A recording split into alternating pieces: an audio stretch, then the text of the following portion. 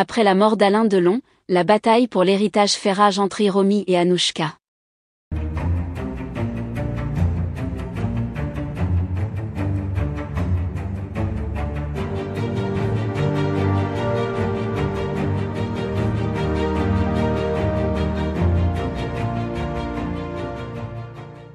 N'oubliez pas de vous abonner à la chaîne, et d'activer la cloche de notification pour ne rien manquer sur l'actualité des stars. La disparition d'Alain Delon, icône du cinéma français, a marqué la fin d'une époque pour ses admirateurs et le monde du 7e article. Cependant, ce qui aurait dû être un moment de deuil et de recueillement s'est rapidement transformé en une bataille judiciaire intense pour l'héritage de l'acteur. Cette querelle oppose Hiromi Rollin, la dernière compagne de Delon, à Anouchka Delon, sa fille issue de son mariage avec Nathalie Delon.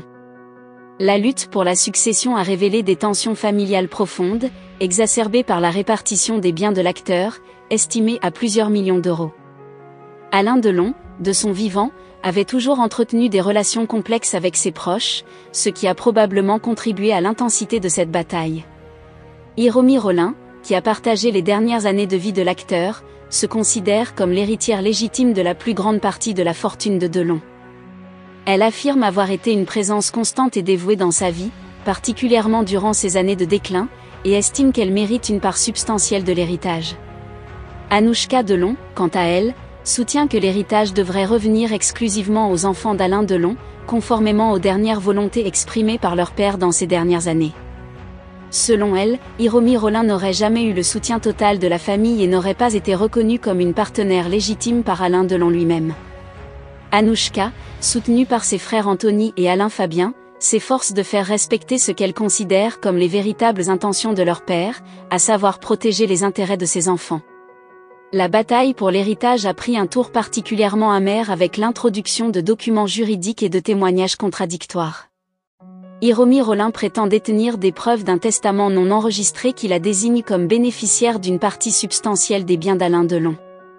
Ce testament, selon ses avocats, aurait été rédigé à un moment où l'acteur était encore en pleine possession de ses facultés mentales, ce qui le rendrait légalement valide.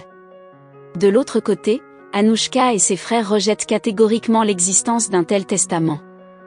Ils affirment que leur père avait clairement exprimé son souhait de voir son patrimoine réparti entre ses enfants, sans qu'aucun tiers n'en profite de manière disproportionnée. Anouchka, en particulier, s'est montrée très vocale dans cette affaire, affirmant que Hiromi Rollin cherche à profiter de la situation pour s'emparer de biens qui ne lui reviennent pas de droit. Cette bataille ne se limite pas aux questions financières. Elle a également soulevé des questions sur l'influence qu'Hiromi Rollin aurait exercée sur Alain Delon dans ces dernières années.